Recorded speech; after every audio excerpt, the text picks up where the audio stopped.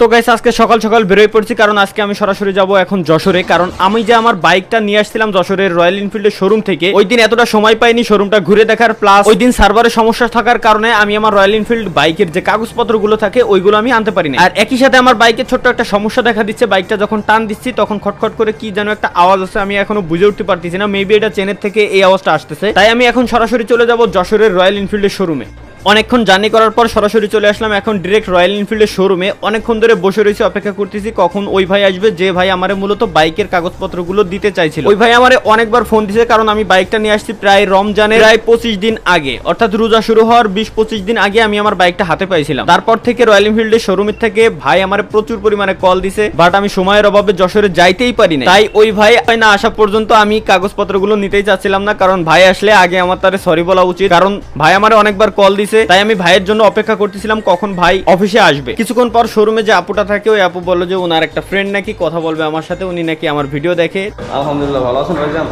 অনেকক্ষণ অপেক্ষা করার পর কেমন কেমন যেন বোরিং ফিল করতেছিলাম, তাই ভাবলাম যে যাই রয়্যাল এনফিল্ডের যশোরের যে শোরুমটা এটা আপনাদেরকে দেখায় আসি। গাইস, আমি আপাতত আছি হচ্ছে রয়্যাল এনফিল্ডের শোরুমের পাক্কা সামনে। এখন আমি আপনাদেরকে দেখানোর মূলত চেষ্টা করব যে রয়্যাল এনফিল্ডের ভিতরে পরিবেশটা কেমন, প্লাস এখানে যে অ্যাক্সেসরিজ গুলোর প্রাইসটা কেমন আসে। অনেকেই বলছিল যে রয়্যাল এনফিল্ডের গাড়ির দাম নাকি অনেকটা বেড়ে গেছে, তো এটাও আমরা জিজ্ঞেস করবো। এখানে অনেকেই আছে তাদের সঙ্গে, তো ভিতরে আপনারা ঢুকলেই দেখতে পারবেন এখানে গাড়ি রাখা আছে, এগুলো জাস্ট দেখার জন্য। মানে প্রত্যেকটা শোরুমে যেভাবে থাকে এখানে অ্যাক্সেসরিজ দেওয়া আছে, বাইকের সিট, তারপর এরপরে A to Z যে সব অ্যাক্সেসরিজ থাকে এগুলো দেওয়া আছে টুকটাক করে। এখানে এই যে দেখতে পাচ্ছেন, প্লাস এখানে আসলে আপনারা ছোট্ট করে বসতে পারবেন। দেন এখানেও সুন্দর করে বসার জায়গা আছে, প্লাস এখানে দেখতে পাচ্ছেন হেলমেট, রয়্যাল এনফিল্ডের পাক্কা অরিজিনাল ফিল পাবেন একেবারে রিয়েল এর মতো। দেন আছে এখানে জ্যাকেটটার প্রাইসটা, এটা হচ্ছে ভার্সন 1 এর price maybe 17,000 plus, I think এই টাইপের কিছু 17,000 প্লাস হবে এটার প্রাইস। এটা হচ্ছে ভার্সন 1। দেন এখানে আরো বাইক রাখা আছে, এখানে তো এই যে আরো অ্যাক্সেসরিজ বাইকের যেসব অ্যাক্সেসরিজ এর প্রয়োজন, এইসব অ্যাক্সেসরিজ এখানে ক্লাসিক 350 বাইক। দেন প্রত্যেকটা বাইকের আলাদা আলাদা করে বই টই এইগুলো দেওয়া আছে, মানে পিকচার টিকচার। এরপর কি আছে বাইকের ভিতরে এক্সক্লুসিভ সবকিছু আপনারা এখান থেকে দেখতে পারবেন। এই যে জিনিসটা, এটা হয়তো বাংলাদেশে আমি আবারও যদি ট্যুর শুরু করি তো সেই ক্ষেত্রে এটা আমি নিজেই ইউজ করবো। এটা খুব সুন্দর খোলা যায়। এখানে ক্লাসিক 350 সিট, বাট লো রাইডারটা নাই, লো রাইডারটা আমি নিজে ইউজ করতেছি। ও সরি, এটাই লো রাইডার সিট, লো রাইডার সিট এটাই, ঠিক আছে। দেন এখানে আরো বাইক রাখা আছে, এখানে অফিস রুম, মানে অফিস বলতে কি এখানে এসে একজন ভাইয়া থাকে, একজন আপু থাকে, ওই সাইড একজন আপু থাকে, এখানে একজন ভাইয়া থাকে। যদি কোনো কিছু সম্পর্কে আপনাদের জানতে ইচ্ছা হয়, লাইক কোনো একটা বাইকের সম্পর্কে কোনো কিছু আপনারা জানতে চাচ্ছেন, কোনো ইনফরমেশন চাচ্ছেন, কোনো একটা প্রোডাক্টের প্রাইস সম্পর্কে জানতে চাচ্ছেন, ওনাদের কাছে জিজ্ঞাসা করলেই ওনারা সবকিছু আপনাকে বলে দেবেন। সবকিছু মানে A to Z যত ইনফরমেশন প্রয়োজন আপনি সবকিছু নিতে পারবেন এখান থেকে, সমস্যা নেই। আর এটা হচ্ছে ক্লাসিক 350 বাইক, যেটা আমি নিজে মূলত ইউজ করি, বাট এটা আমার না, আমারটা হচ্ছে ভিতরে, পরে দেখাচ্ছি। এখানে আরো অ্যাক্সেসরিজ আছে, এগুলোই মূলত দেখায় আপনাদেরকে। এখানে কি কি আছে, একটা ক্যাপ আছে, এটার প্রাইস 2300 প্লাস, 1680 থেকে 2480 টাকার ভিতরে এই ক্যাপগুলা। দেন আছে হচ্ছে এখানে গ্লাভস, প্রাইস হচ্ছে 3500 থেকে 4800 আছে 5500। শুনতেই পারলেন আপনারা, 3500 থেকে 4800 আছে, 5500 আছে। এখানে এই যে হিউজ পরিমাণে আছে, গ্লাভস আছে। এটার প্রাইস হচ্ছে আপনার ব্যাটারি প্রাইস হচ্ছে 2180 টাকা। 2180 টাকা এটার প্রাইস। যারা মূলত বাইকের যে কাগজপত্র গুলো, দেন হচ্ছে দু একটা ছোটখাটো ফোন ক্যারি করতে চান, তারা মূলত এইটার সাথে রাখতে পারেন, ঠিক আছে। দেন এই যে যেটা, এই জুতার প্রাইস 15,860 টাকা। ফুল লেদার না বইটা, লেদার সম্পূর্ণ লেদার, সম্পূর্ণ অরিজিনাল লেদারের তৈরি এটা। বাই দ্য ওয়ে, এখানে হান্টারের, রয়্যাল এনফিল্ড হান্টারের সিট কভার, এগুলা মূলত 2470 টাকা এগুলোর প্রাইস। দুর্ভাগ্যবশত আমারটার জন্য খুঁজতেছিলাম ক্লাসিক 350 জন্য, ওইটা নাই, কিছু করার নাই। আর এটা নাকি ব্যাগ, ক্যারি ব্যাগ বা এই টাইপের কিছু, ও লেখাই আছে 2810 টাকা। বাট এটা কি ভাই, মূলত এর কাজ কি? এটা হচ্ছে ওয়াটার পানি নেওয়ার জন্য। যাই হোক, আপনারা এখানে হিউজ পরিমাণ অ্যাক্সেসরিজ আছে, এসে দেখতে পারবেন। এখানে টেবিল আছে, বসবেন। ভাইদের বললে ভাইরা ফ্রিতে আপনারা কফি খাওয়াবে, সমস্যা নাই। এদের বড় ভাই আছে, বড় ভাই ফ্রিতে আপনারা কফি খাওয়াবে। দেন এখন হচ্ছে আমরা যাই গ্যারেজের দিকে, প্লাস হচ্ছে এইখানে এই যে বড় ভাই আমার ভিডিও দেখতে বসে পড়ে, ঠিক আছে, ধন্যবাদ ভাই। এই হচ্ছে আমার বাইক, মূলত ভাইরা ওয়াশ করে দিল। ওয়াশ কোথায় করে A to Z সবকিছু আমি আপনাদেরকে দেখানোর চেষ্টা করবো এখন। আর এইখানে মূলত সার্ভিস, টুকটাক সার্ভিস করা হয়। টুকটাক বলতে কি যেসব জিনিসপত্র দরকার হয় আর কি সার্ভিসিং এর জন্য, ঠিক তো?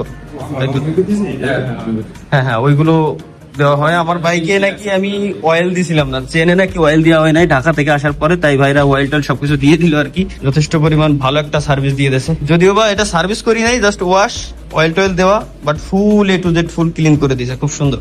থ্যাংক ইউ ভাই, থ্যাংক ইউ ভাই। যাই হোক, আর এখানে হচ্ছে বাইকটা আইনে এখানেও রাখা হয়, এখানেও সার্ভিসিং এর কাজ করা হয়, এখানে আছে দেখতে পাচ্ছেন সবকিছু। অনেকে আসলে যশোরের যে রয়্যাল এনফিল্ডের শোরুম, এটা কোথায় জানেন না, এটা হচ্ছে যশোর বেসপাড়া পিয়ারি মোহন রোডে। যশোর বেসপাড়া পিয়ারি মোহন রোড না? হ্যাঁ, যশোর বেসপাড়া পিয়ারি মোহন রোডে আসলে আপনারা দেখতে পারবেন এই শোরুম।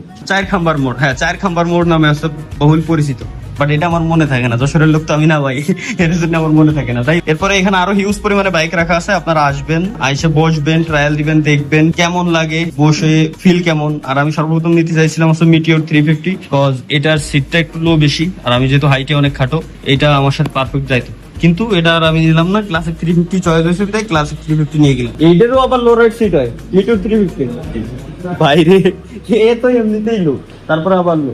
আর এখন আমি আপনাদেরকে দেখাই যে জায়গায় মূলত বাইকটা ওয়াশ করা হয়, এইখানে বাইকটা ওয়াশ করা হয়। আমার বাইক যখন ওয়াশ করতেছিল তখন এর ছোটখাটো একটা ফুটেজ আছে, ওটা আমি আপনাদেরকে দেখানোর চেষ্টা করব, সমস্যা নাই।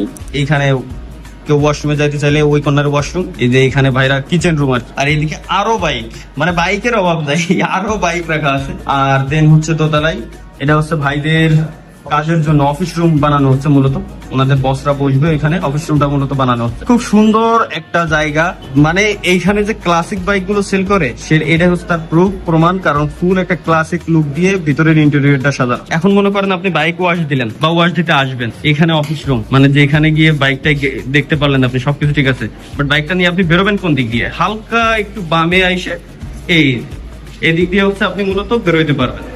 আবার এদিক দিয়েই এন্ট্রি পয়েন্ট, এদিক দিয়েই বেরোনোর পয়েন্ট। এবার একটা মজার জিনিস আমি আপনাদেরকে দেখাই, সামনে দেখতে পাচ্ছেন কি লেখা হয়, মানে রয়্যাল এনফিল্ডের যে শোরুমটা, এটা মূলত এক্সাক্ট কোথায়, দুইটাই পাশাপাশি, কম্পিউটার দুজন পাশাপাশি। তবে ভাই এই যে দেখতে পাচ্ছেন, কম্পিটিটর বলা উচিত হবে না, কারণ কি, একটা হচ্ছে আসেন আপনি আসেন আমার সাথে, একটা হচ্ছে ক্লাসিক বাইক। রয়্যাল এনফিল্ড মূলত ক্লাসিক বাইকই তৈরি করে, অবশ্যই ক্লাসিক বাইক তৈরি করে, একটা মূলত ক্লাসিক বাইক আর একটা মূলত স্পোর্টস বাইক। এক একজনের চয়েস আসলে এক এক রকম হয়। আমি যেমন স্পোর্টস বাইক রাইড করছি, ক্লাসিক বাইক তো বর্তমানে চালাইতেছি। স্পোর্টস বাইকের সমস্যা কি, অনেক সমস্যা, যেমন মাজা ব্যথা হয়ে যায়, ঘাড় ব্যথা হয়ে যায়, রাত্রে ঘুমাইতে গেলে অসুবিধা হয়ে যায়, বাট ক্লাসিকের ক্ষেত্রে এই জিনিসটা আবার হয় না। ক্লাসিক মূলত ফোকাস দেয় হচ্ছে আপনার কমফোর্টের দিকে, যতটা কমফোর্ট দেওয়া যায় তাদের প্যাসেঞ্জারকে, যতটা কমফোর্ট দেওয়া যায় তাদের আসলে যারা রাইডার আছে রাইডারদেরকে, এটাই মূলত হচ্ছে ক্লাসিকের মেইন ফোকাস। স্পোর্টস বাইক গুলো হচ্ছে একটু স্টাইলিশ বেশি হয়, সিসিটা বেশি থাকে, যার কারণে লোকে ভাবে যে স্পিডটাও বেশি দেবে। স্পিড যথেষ্ট পরিমাণে ভালো দেয়, ঠিক আছে, বাট মাথাটা ব্যথা হয়ে যায় দিন শেষে। মেন হচ্ছে প্রতিপাদ্য হচ্ছে pure power, pure presence and pure style. That's it, Royal Enfield, nothing else. Thank you very much everyone. Thank you. চলেন এখন আমরা পরবর্তী সেন্সে যাই।